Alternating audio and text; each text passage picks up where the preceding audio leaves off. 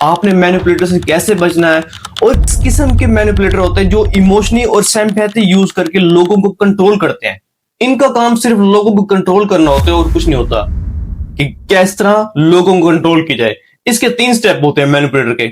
Step 1, वो analysis करते हैं लोगों को देखते हैं कि वो किस चीज से इमोशन होता है, वो किस चीज से ज्यादा डरता है, वो किस चीज पर ज्यादा कंसेंट यानी राजी हो जाता है, उसकी कंसेंट किस चीज में है। वो इन चीजों को जज करते हैं तो मैनिपुलेट कर लेते हैं। और दूसरा स्टेप जो आता है वो परसुएशन का आता है। वो अल्फाजों की गेम खेलते हैं। वो ऐसे अल्फाज यूज करेंगे कि वो आपको इमोशन कर देंगे, वो आपको इमोशन के अंदर ले जाएंगे। और वो आपको इमोशनल देते हैं, आपको सिंपैथी देते हैं कि यार मैं तो बहुत गरीब इंसान हूं, आप ही मेरे लिए कुछ कर सकते हो। क्योंकि अब उसने ना इमोशन ऐड कर दिए। उसने कहा यार मैं आपको एक गरीब इंसान लगता हूं, आप ही मेरे लिए सब कुछ हो। तो आप समझोगे यार ये तो गरीब इंसान है, इसकी हेल्प मुझे करनी चाहिए। उसने क्या किया, उसने इमोशन ऐड कर दिए। क्योंकि जब भी कोई शख्स अपने अल्फाजों के अंदर इमोशन ऐड करेगा वो परसुएशन होगा। क्योंकि सबसे पहले जो मैनिपुलेटर होगा वो एनालिसिस करेगा, फिर परसुएशन करेगा, और तीसरा आ जाएगा मैनिपुलेशन। यानी एनालिसिस और परसुएशन को मिलाकर जो उसने कंट्रोल किया है एक इंसान का, वो हो गया मैनिपुलेशन। मैनिपुलेशन अपने जो मकासद हैं वो गलत इस्तेमाल के लिए करते हैं। क्योंकि जितने भी मैनिपुलेटर होंगे वो गलत इस्तेमाल के लिए लोगों को यूज करते हैं। इसमें हम देख लेते हैं जो मैनिपुलेटर होते हैं वो किस किस्म के इंसान होते हैं। सबसे पहले जो मैनिपुलेटर होगा वो हेल्पलेस शो करवाएगा कि मेरी मदद के लिए कोई नहीं आने वाला, यानी मैं बिल्कुल बेमददगार। वो अपने आप को हेल्पलेस शो कराएगा। जैसे आपका दोस्त है, वो आपको कॉल करके कहता है यार मेरे पास पैसा नहीं है क्योंकि मेरे वालिद साहब बीमार पड़े हैं, मेरे भाई है उनकी जॉब हो चुकी है, तो मेरी कोई हेल्प करने का तैयार नहीं है, सिर्फ आप ही हो जो मेरी हेल्प कर सकते हो।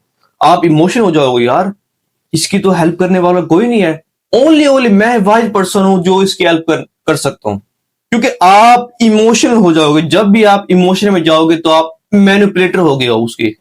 उसने आपको मैनिपुलेट कर लिया है। क्योंकि आप डिसीजन सही नहीं ले सकते, आप अपनी मर्जी सही नहीं कर सकते, आप नो नहीं कह सकते क्योंकि आप इमोशन में आ गए हो।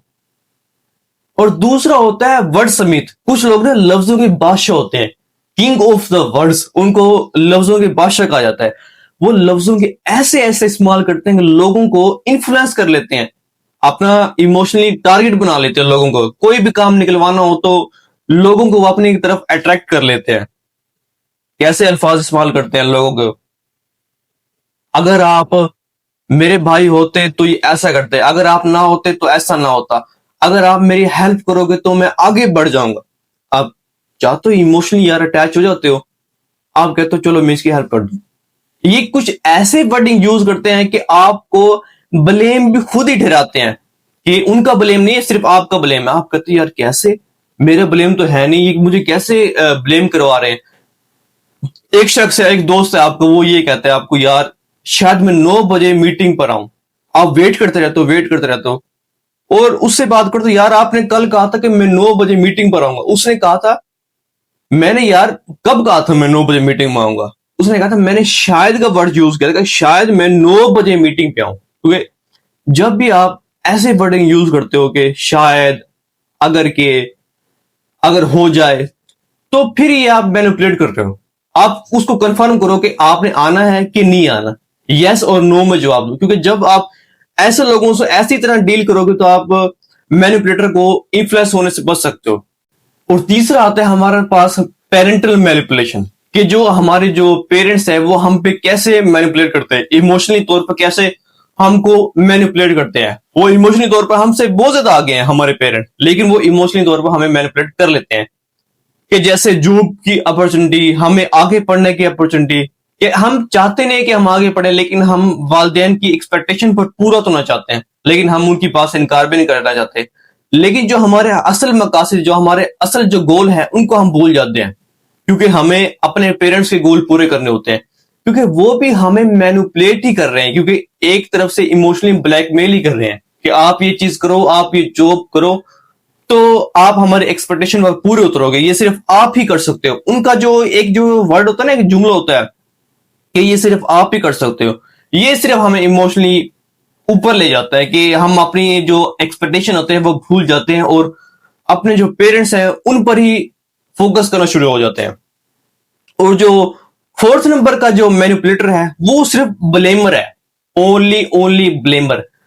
वो अपनी गलती एक्सेप्ट नहीं करेगा, अपना इल्जाम आप पर ही लगाएगा। क्योंकि आपने देखा होगा कि आप मुख्तलिफ लोगों से मिलते हैं, अगर आपकी उनसे थोड़ी सी बहस भी हो जाए ना दूसरे शख्स से, अगर गलती भी दूसरे की हो लेकिन वो अपनी गलती एक्सेप्ट नहीं करेगा, वो उल्टा इल्जाम आप पर ही लगाएगा।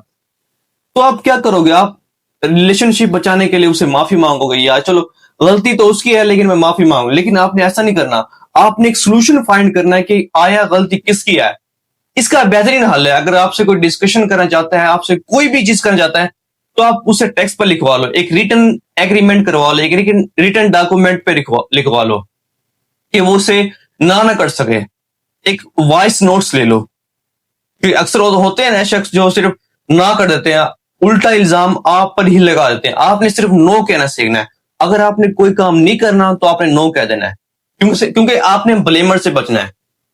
और इसके पांचवें टाइप के जो मैनिपुलेटर होते हैं वो कॉस्ट ऑफ ग्रेटिट्यूड वाले होते हैं, कि आपने जो इनके इल्जाम का बदला देना होता है, जो इनके ब्लेम का बदला देना होता है, वो अपनी कॉस्ट से देना होता है। यानी अगर आपका दोस्त है, उसने कोई बर्थडे पार्टी की है अपनी, लेकिन आप उसकी बर्थडे पार्टी में नहीं गए, तो आपको अगले दिन वो आपको इमोशनली ब्लैकमेल करेगा कि आप मेरे ऐसे दोस्त, आप मेरी बर्थडे पार्टी में नहीं आए, मैंने आपका इतना इंतजार किया, आप क्यों नहीं आए। वो आपको इमोशनली ब्लैकमेल करेगा। तो आप कहोगे यार अब मैं क्या करूं। आप एक महंगा सा उसको गिफ्ट दोगे या कोई पैसे दोगे उसको इंप्रेस करने के लिए। तो इसका जो ब्लेमर है, इसको जो मैनिपुलेटर है, वो कॉस्ट ऑफ ग्रेटिट्यूड का ज्यादा फायदा उठाते हैं। आपसे ज्यादा रकम छीनने की कोशिश करते हैं, आपको इमोशनली ब्लैकमेल करते हैं। अक्सर हमारे दोस्त भी ऐसे होंगे जो आपको कहते होंगे, इमोशनली ब्लैकमेल करते होंगे, यार आप आए नहीं हमारे पास, हम आपका वेट करते रह गए, क्योंकि ये इमोशनली बेटर फील करवाते हैं आपको। अच्छा, जो और किस्म के लोग होते हैं जो मैनिपुलेटर होते हैं, इफ बेटर, वो बेटर ऑप्शन यूज करते हैं। किसी को मैनिपुलेट करने के लिए बेटर ऑप्शन यूज करते हैं कि ये बेटर हो जाएगा, अपना काम निकलवाने के लिए बेटर ऑप्शन यूज करते हैं। कि शायद अगर किसी ने, एक आपका दोस्त है वो मैनिपुलेटर है, वो लोगों के माइंड को पढ़ना जानता है, वो क्या करेगा, उसने अगर मूवी देखने जानी है, वो ये करेगा यार हमने मूवी देखने जानी है, वो ये वर्डिंग यूज नहीं करेगा। वो ये वर्ड यूज करेगा कि घर बैठने से अच्छा है आप मूवी देखने चले जाओ। तो आपके माइंड में ये होगा, यार मैं पूरा दिन तो घर बैठ रहा हूं, चलो मूवी देख आता हूं।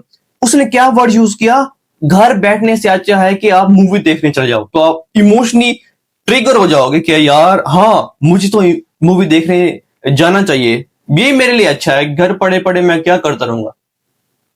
और बहुत से लोग होते हैं जो ऐसा करते हैं, और एंड पर आ जाते हैं जो मैनिपुलेटर होता है वो ट्रायंगुलर होता है। वो दूसरे मैनिपुलेटर से बिल्कुल डिफरेंट होता है ट्रायंगुलर, क्योंकि ये क्या काम होता है इसका काम होता है सिर्फ फाइट करवाना दो लोगों के दरमियान। वो कहेगा यार आपका दोस्त आपके बारे में ये कह रहा था, वो इतना अच्छा नहीं है, तो आप उसे छोड़ दो, आप मेरे दोस्त बन जाओ। वो कुछ ऐसी वर्डिंग यूज करेगा कि वो आपको इंप्रेस कर ले, आपको इमोशनली ब्लैकमेल कर ले, कि वो आपकी दोस्त की ऐसी बुराई करेगा कि आप समझो कि जो ये मेरे पास बैठा है, जो मैनिपुलेटर है, यही मेरा अपना अच्छा दोस्त है। वो आपको ब्लैकमेल करके आपसे इतने काम निकलवाएगा कि आप सोच भी नहीं सकते। इसका एक ही हल है कि आपने मैनिपुलेटर से बचने के लिए सबसे पहले क्लियर कम्युनिकेशन करनी है। स्पीडली जवाब नहीं देना, हाँ या ना में जवाब देना है। नो कहना भी सीखें आप, क्लियर कम्युनिकेशन भी करें, और वॉइस नोट्स लें, उससे रिटन एग्रीमेंट लें। अगर आपने कोई काम करवाना हो तो रिटन डॉक्यूमेंट पे लिखवा लें। यही मैनिपुलेटर से बचने का अच्छा तरीका, क्योंकि अगर आप नहीं बचेंगे तो आपको इजीली आपको कंट्रोल करते जाएंगे। दुनिया में बहुत से लोग हैं जो मैनिपुलेशन का काम भी करते हैं, हमारे दोस्त, हमारे नेबर, हमारे जो करीबी जो लोग हैं, वो मैनिपुलेटर का काम इजीली कर जाते हैं।